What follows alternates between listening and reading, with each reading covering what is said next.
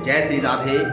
प्रेमीजनों, आप सभी को शारदीय नवरात्रि की बहुत बहुत हार्दिक शुभकामनाएं। प्रेमीजनों, माँ आदिशक्ति आप सभी की मनोकामनाएं पूर्ण करें। आपके घर में यश, धन, वैभव और सुख समृद्धि हमेशा बनी रहे, इसी मनोकामना के साथ। प्रेमीजनों, इस बार शारदीय नवरात्रों का जो प्रारंभ हो रहा है वो 3 अक्टूबर गुरुवार से हो रहा है। प्रेमीजनों, वैसे तो साल भर में 4 नवरात्रे आते हैं। 2 नवरात्रे गुप्त रूप में आते हैं और 2 प्रत्यक्ष रूप में आते हैं। प्रत्यक्ष रूप में एक चैत्र मास में आते हैं और एक आश्विन मास में आते हैं। प्रेमीजनों, इस बार आश्विन मास की जो नवरात्रे हैं वो शारदीय नवरात्रों के रूप में 3 अक्टूबर को प्रारंभ होकर के और वहीं इनका समापन 11 अक्टूबर को होगा। प्रेमीजनों, 3 अक्टूबर को सुबह कलश और घट स्थापना का जो समय रहेगा वो प्रातः 6:15 से लेकर के 7:22 तक रहेगा। किसी कारणवश अगर आप लोग इस मुहूर्त में घट स्थापना न कर पाएँ तो आप अभिजीत मुहूर्त में भी घट स्थापना कर सकते हैं। अभिजीत मुहूर्त आपका 11:46 से लेकर के 12:33 तक रहेगा। इसी बीच में आप माता की चौकी, अखंड दीपक इत्यादि, जो जयंती इत्यादि आप लोग बोलते हैं, वो भी आप इसी मुहूर्त में कर सकते हैं।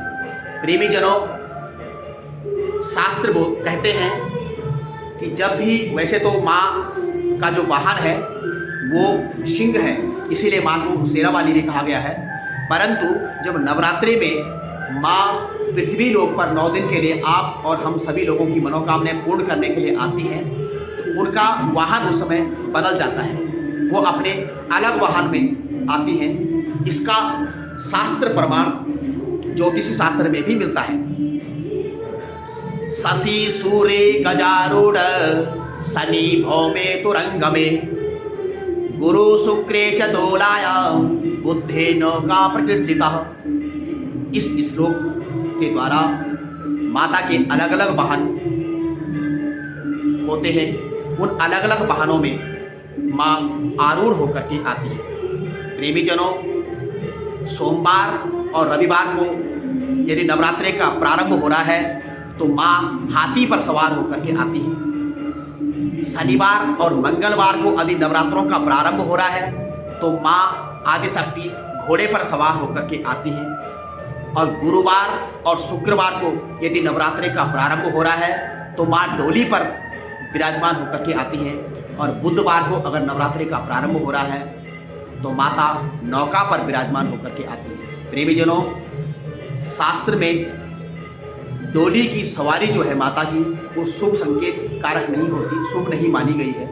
उसमें आर्थिक मंदी का कारण, प्राकृतिक प्रकोप, राजनीतिक घटनाएं तथा बाढ़ आदि, वर्षा, ओलावृष्टि आदि के संकेत मिलते हैं। परंतु प्रेमीजनों, आप और हम सभी लोग माँ आदिशक्ति से इस नवरात्रि में विश्व कल्याण के लिए प्रार्थना करें कि संपूर्ण विश्व में सुख शांति बनी रहे, सभी मनुष्य सुख और समृद्धि से रहें।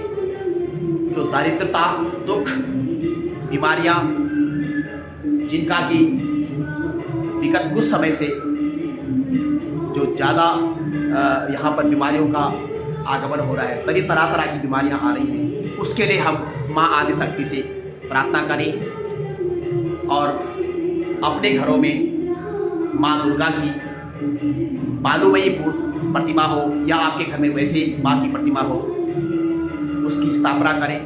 माँ आदिशक्ति से विश्व कल्याण के लिए, अपने लिए, अपने परिवार के लिए प्रार्थना करें। और प्रेमीजनों, 11 अक्टूबर को नवरात्रि का समापन के साथ माँ आदिशक्ति का विसर्जन किया जाएगा। मैंने पहले भी कहा था कि हम सनातनी लोग हैं, हमारे यहाँ विसर्जन करने की प्रथा नहीं है। यदि आप लोग बालूमयी प्रतिमा माँ आदिशक्ति की बनाते हैं, उसी की ही केवल विसर्जन किया जाएगा।